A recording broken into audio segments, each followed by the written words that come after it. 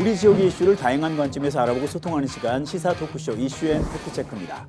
자, 농가들과 소비자 간의 직거래를 통해서 농가들은 소득을 올리고 소비자는 안전한 농산물을 함께 할 수 있는 것 바로 로컬 푸드 시스템이죠. 지난 4월에 구미에 로컬 푸드 직매장이 문을 열었습니다. 2개월 만에 눈부신 성과를 거두고 있다고 하는데요. 오늘 시간에는 로컬 푸드 직매장의 성과와 앞으로의 계획 등에 대해서 알아보도록 하겠습니다. 자, 두 분 나오셨습니다. 구미 먹거리 통합지원센터의 송경섭 센터장님, 그리고 농가 대표로 손광식 대표님 두 분 모셨습니다. 어서 오십시오. 네, 안녕하십니까. 네, 반갑습니다. 자, 센터장님, 지난 4월에 개장한 구미 로컬푸드 직매장 두 달 사이에 굉장히 많은 분들이 찾고 있다고 하는데 재단이 언제 설립됐고 그리고 규모와 또 지역은 어디에 있는지 좀 소개해 주시죠. 네, 저희 구미 먹거리 통합지원센터는 2021년도 7월 1일자로 설립이 되어 있어서 네. 저 직원들은 저를 포함해서 2021년도 10월 5일부터 근무를 하게 되어 있었어요. 이제 저희 재단 설립 목적은 이렇습니다. 이제 농업인의 그 안정적인 소득 증진과 소비자의 안전한 먹거리 그 컨트롤 타워 할 수 있는 역할이 저희 재단의 어떤 설립 목적입니다. 그리고 첫 그 사업으로 로컬푸드 직매장 금호산점이 지난 4월 20일 날 오픈했습니다. 예, 규모는 171평으로 로컬푸드 직매장, 그다음 소포장실, 그다음 사무실, 그다음에 공유부업 이렇게 설치되어 있습니다. 네. 두 달 동안 얼마나 많은 분이 찾으셨고 매출은 어느 정도? 예, 지금 일 매출이 평균 680만 원 정도 됩니다. 그리고 이제 평일은 조금 못 미치고 그리고 또 금요일부터 주말은 뭐 1,200, 300까지 올라가면서 고객들도 지금 일 뭐 한 500여 분이 찾아주시고 주말은 뭐 1,000여 분이 저희 매장을 찾아주시고 계십니다. 자, 우리 수많은 입점 업체 가운데 우리 손광식 대표님 나오셨는데 어떤 작물을 키우고 계시는지요? 저는 버섯 해평 그 도리사 인근에 버섯 농사 10년 차입니다. 예. 버섯도 종류가 많지 않습니까? 네, 많습니다. 제가 재배하는 버섯은 참송이 버섯, 그러고 송표버섯이라 하는 버섯, 포고버섯 이런 종류로 지금 주로 생산하고 있습니다. 버섯 생산한 경험은 뭐 여러 가지 생산 다 해봤는데 그 중에도 저 유통이 잘 되는 버섯을 주로 생산하고 있습니다. 버섯 키우기가 쉽지는 않잖아요, 그렇죠? 아이, 손 많이 가고. 예, 어려운 버섯이죠. 버섯은 그 환경이 아주 까다롭습니다. 이걸 버섯은 식물이 아니고 동물성입니다. 그렇죠, 그렇죠. 예, 그 균으로 키워지기 때문에 동물성이 그래 아주 그 환경이 중요합니다. 유통 과정이 많이 줄었기 때문에 농가 입장에서는 많은 도움이 될 것 같은데 그 전에는 어떤 단계를 거쳐서 소비자에게 갔고 지금은 어떻게 줄었는지 그거 좀 비교해서 얘기해 주시죠. 옛날에는 거의 다 이제 공판장으로 많이 가고 공판장. 저희들 매장 저희 매장에 저희 그 농장으로 보면은 공판장이 주로 나갔습니다. 그냥 공판을 일괄해서 그냥 공판 팔고 마트에 납품을 한다든지 아니면은 온라인상으로 판매하다든지 저희들 뭐 수출도 수출도 하고 그렇게 하는데 지금은 로컬 푸드가 생겨서 새로운 채널을 하나 더 생겼습니다. 그래서 저희들은 공판장에 나가면은 수수료를 떼고 수수료. 마트에 나가면은 수수료가 보편적으로 30% 이상입니다. 30% 이상이요? 예, 그래 마트에 나가는 거는 저희들이 제한 잘 안 합니다. 그리 마트에 나가는 그보다 더 높은 데도 있지만은 보통 25% 30% 이상이기 때문에 로컬 푸드는 그에 비하면은 뭐 아주 저렴하죠. 그래서 농가한테는 큰 도움이 됩니다. 그게 큰 장점이 되겠군요. 이게 장점이죠. 그건 수익 보장이 되는 거죠. 근데 센터장님, 이렇게 지역에서 생산됐다고 해서 다이 직매장에 들어올 수 있는 건 아니잖아요. 그 조건이 굉장히 까다롭다고 들었는데 그 기준 좀 얘기해 주시죠. 네. 입점 기준은 우선 구미시에 주소를 둬야 되고요. 주소가 반드시 구미시에. 네, 구미시에서 농사를 지어야 되고. 그리고 재단 자체의 그 신규 교육을 이수하여야 합니다. 이수 교육한 이후에 입점 서류를 제출하게 되면은 안전성 검사가 있습니다. 농약 잔류 같은 그런 부분들이 아무런 이상이 없어야만 저희 또 직원이 현장 필지를 확인해보고. 그냥 품질만 좋다고 입점할 수 있는 건 아니군요. 네, 그렇습니다. 입점했다가 중간에 취소가 될 수도 있다면서요? 네, 맞습니다. 그리고 항상 이제 잔류 농약 검사 같은 그런 거를 이제 유통 단계에서 그걸 검사를 하게 되었습니다. 그 부분들이 농약이 검출된다 그러면 그런 부분들을 입증을 못하게 이제 출하 취소를 하게 돼 있습니다. 그래서 실질적으로 그런 부분들을 철저하게 해야만 저희 직매장이 성공할 수 있습니다. 그러니까 농가 입장에선 까다롭지만 소비자에게 신뢰를 줄 수 있기 때문에 그러한 꼼꼼한 단계 검사들은 필요하겠네요. 네, 맞습니다. 입점만 하면 능사가 아니라 출하 교육도 있고 굉장히 교육하는 게 많은가 봅니다. 어떤 교육을 받나요? 입점하기 전에 제 기억으로는 교육을 3번 이상, 세 번 이상. 해야 되고 입점하고 나서도 상시 교육이 계속 있습니다. 계속 있고 입점도 좀 까다롭고 그렇지만은 제가 봤을 때는 이런 교육이나 이런 통해서 품질 관리를 철저철저히 해야 소비자한테 신뢰를 얻는다고 생각합니다. 요사이 또 농부도 공부해야 됩니다. 공부 안 하고 농사 지으려고 하면 안 됩니다. 저도 종경기능사, 친환경 관리사 이런 공부를 하거든요. 옛날적으로 간행적인 농사를 짓는 방법, 농약을 많이 치는 화학 비료를 많이 치는 그런 방법으로 농사 짓는 세대는 아니죠. 그래서 이제 로컬푸드에 들어간다 그러면은 친환경에다 가는 그런 신뢰를 잃을 수 있는 그런 농가들 교육을 철두철미하게 합니다. 저는 개인적으로 교육을 좀 더 많이 해야 된다고 생각합니다. 더 많은 교육이 더 필요하다. 많이 해야 됩니다. 더 정보 제공도 많이 하고 그렇게 해야 농가들도 좀 더 제대로 농산물을 만들 수 있고 소비자도 로컬푸드 제품은 믿을 수 있는 농산물이다. 그렇게 믿을 수 있어야 되는데 저는 버섯 농사를 개인적으로 버섯 농사를 말씀드리면은 중국 버섯은 지금 현재 우리나라 유통되는 버섯 중에 포고버섯 종류는 건버섯은 한 70% 이상, 생버섯도 50% 이상 중국 버섯이 들어옵니다. 들어오는데 중국 버섯은 우리나라 버섯의 10분의 1 가격입니다. 모양도 훨씬 더 이쁘고 눈으로 보면 품질도 훨씬 좋습니다. 그런데 거기에 뭐가 문제냐? 중국 버섯은 농약을 칩니다. 생으로도 먹는 버섯을 농약을 쳐서는 씻겨지지를 않습니다. 그러니 농산물을 어떻게 키우느냐에 따라서 농산물의 가치가 달라집니다. 거기에 대한 교육은 철두철미하게 해야 된다는 그런 농가 입장에서도 그렇게 생각하고 있습니다. 일단은 어떤 농산물이건 간에 유통거리가 길면 길어질수록 보존제라든가 기간이 많이 걸리기 때문에 그 지역이 나는 것보다 절대 좋을 수는 없습니다. 그 지역이 나지 않기 때문에 수입하거나 나더라도 가격 때문에 수입하는 건데 그런 점을 꼼꼼하게 우리가 비교를 해보는 지혜도 필요하리라 생각됩니다. 이렇게 납품하는 농가 대부분이요, 센터장님. 대규모 농이 아니라 영세 소농들이 많은데 이분들 데이터 관리를 잘하고 품질 관리를 잘 해야 되지 않겠습니까? 이 시스템은 어떻게 관리하고 계시는지요? 저희는 지금 농가들에게 이제 그 입점할 때 출하 희망 신청서를 받습니다. 그러니까 기초 데이터로 이제 활용하기 위해서 예를 들어서 작목별로 고추면 고추, 시금치, 월별로 그 기존 이 데이터가 이제 신청할 때 작목을 어떤 걸 내겠다고 그런 기초 자료를 신청서를 내게 되어 있습니다. 그럼 저희는 이제 그 데이터를 갖고 실제로 이제 로컬푸드 직매장 시스템에 내는 그런 부분들을 파악을 해서 실질적으로 이제 필지 재배지 확인을 직접 하면서 나가서 현장 실사를 해서 그런 부분들을 지금 현재 하고 있으면 앞으로 이제 품목별로 그 생산자 협의체를 구성할 겁니다. 그분들에 의해서 이제 출하량 조절 부분 이렇게 실시하려고 시스템을 마련하고 있습니다. 네. 우리 송기영섭 센터장님이 경기도 화성에서 이 친환경 센터를 7개나 운영하시면서 300억의 농가 소득을 올린 신화 같은 존재시라 일부러 초빙돼서 센터장 맡고 계신 거라고 하는데 그런 노하우도 구미에 많이 적용하시면 되겠네요. 예, 하성 푸드 통합 지원센터라고 이제 구미 먹거리 통합 지원센터 같은 조직입니다. 제가 이제 하성시에서 이제 처음으로 먹거리 통합 지원센터 TF 팀에서부터 쭉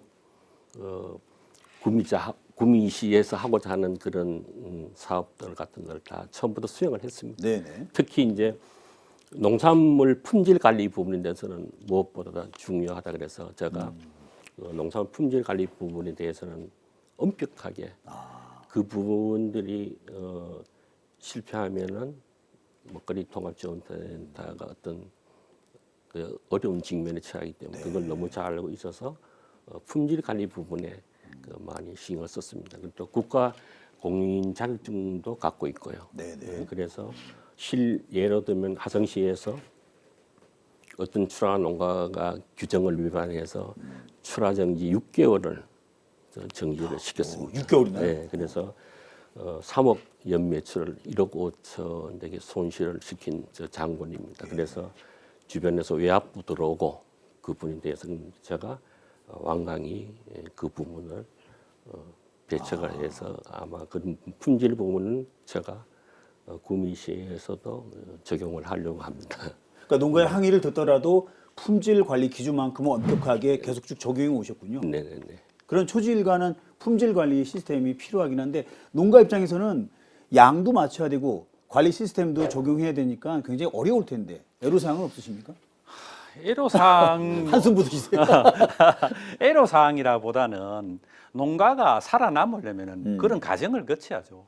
농가는 또 농사 짓는 제가 주변에 있는 농사 짓는 사람 보면 농사 짓는 사람 아주 양심적입니다.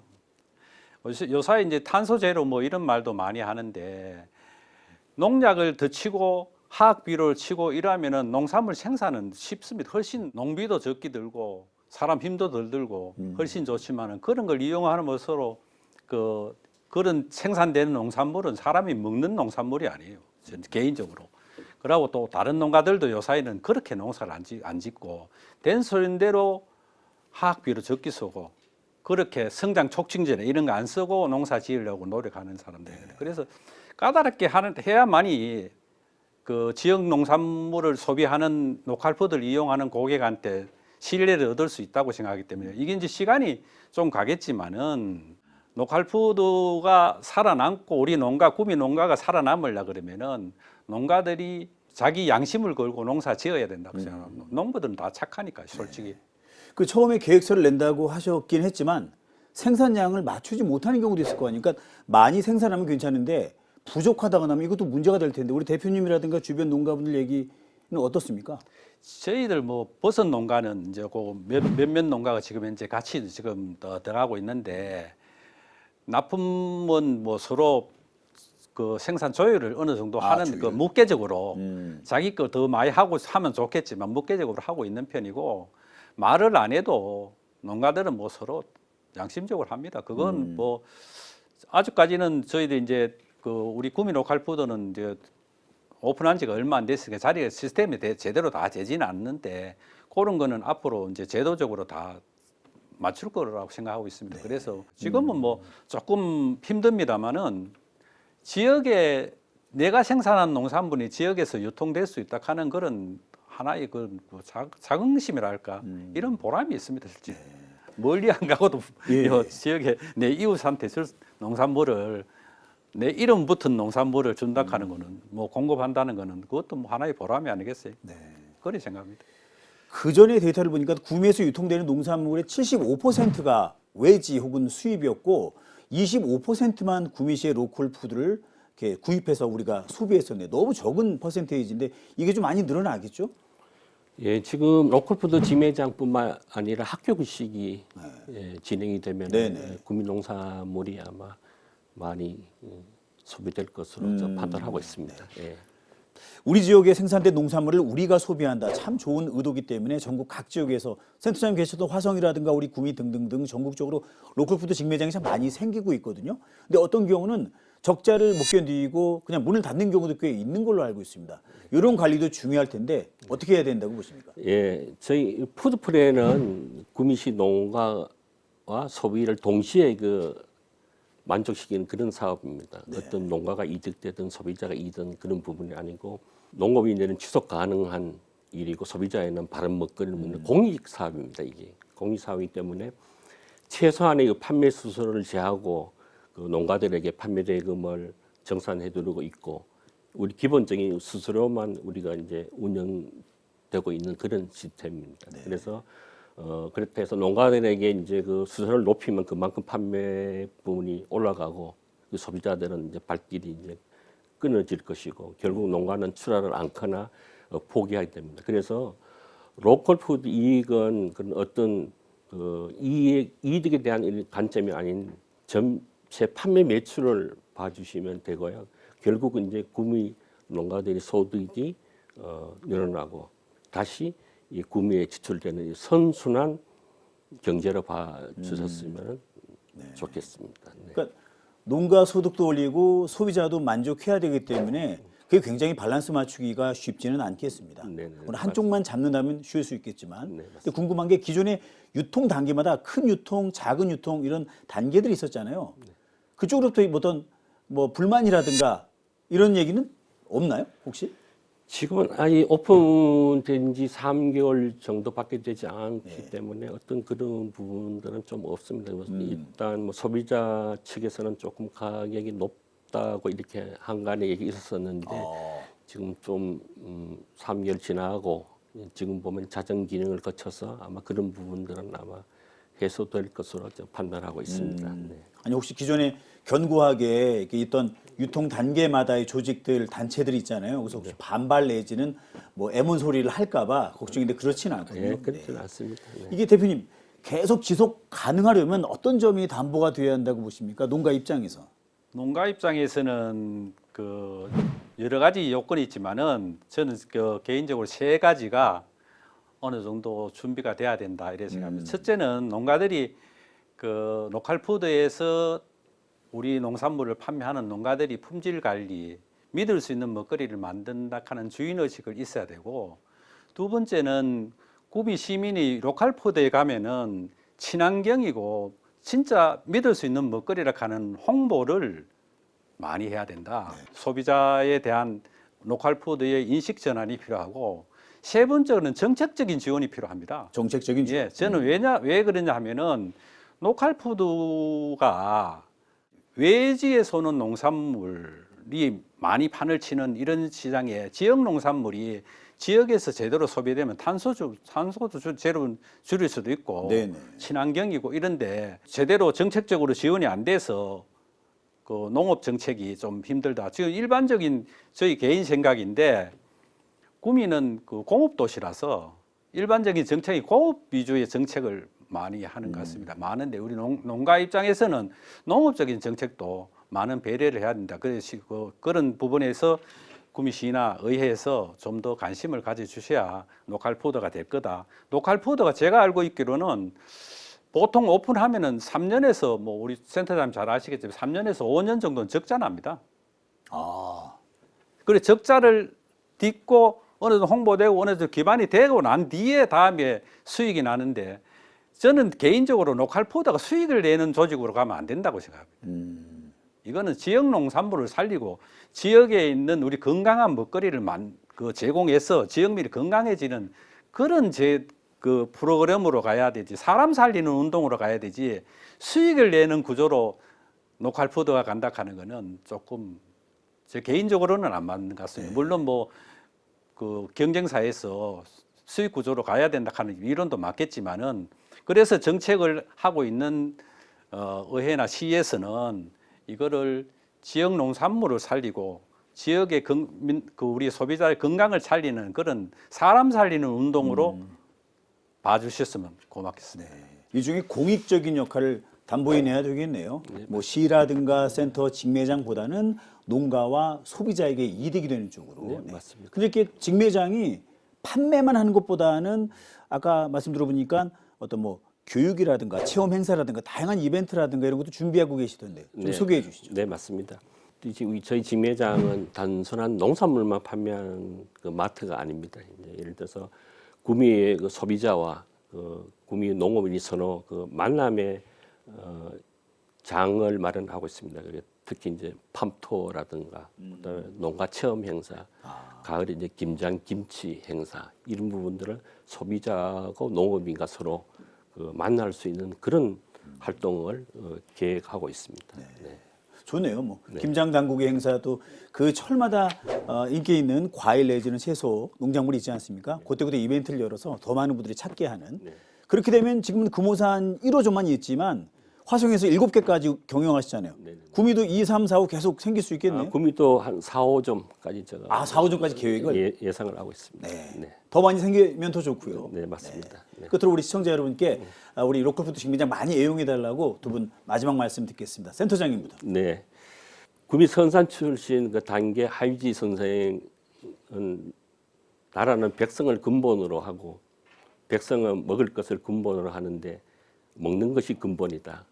이것은 무엇보다 먼저 해야 할 일이고 농업과 농촌의 소중함을 다시 한번 되새기면서 저는 구미 시민뿐만 아니라 도립공원 금호산을 찾는 외부 관광께서도 이제 구미 당기는 이곳 제가 이게 지정을 했습니다. 어떻게 하면 신선하다, 안전하다, 힐링하다는 그런 캐치프레이즈를 걸고 있습니다. 그래서 이 금호산점을 많이 이용해 주시면 감사하겠습니다. 네, 고맙습니다. 그 캐치프레이즈 좋은데요. 네. 구미 당기는 구미 농산물. 네. 그렇죠. 우리 저 대표님께서도 우리 시청자 여러분께 많이 좋은 농산물 많이 사주십사 하는 부탁의 말씀 좀 해주시죠. 그 구미 로컬푸드를 이용한다는 것은 세 가지를 살립니다. 구미 경제를 살리고, 그러고 구미 농가를 살리고, 또 소비자를 살리면서 그 농산물을 먹는 소비자를 살립니다. 우리가 살고 있는 이 땅의 농산물을 우리가 먹음으로써 많이 더 건강해집니다. 그리고 자기 땅에 있는 자기 음식을 먹음으로써 건강을 보장되기 때문에 신토부리 음식을 먹어야 된다. 말만 캐치 많이 하는데 그 뜻을 보면은 사람 신, 몸신과 흙토입니다. 사람과 흙은 같은 거다. 사람이 이 땅에 구미에 우리가 살고 있잖아요. 그럼 구미 농산물은 같은 거다네.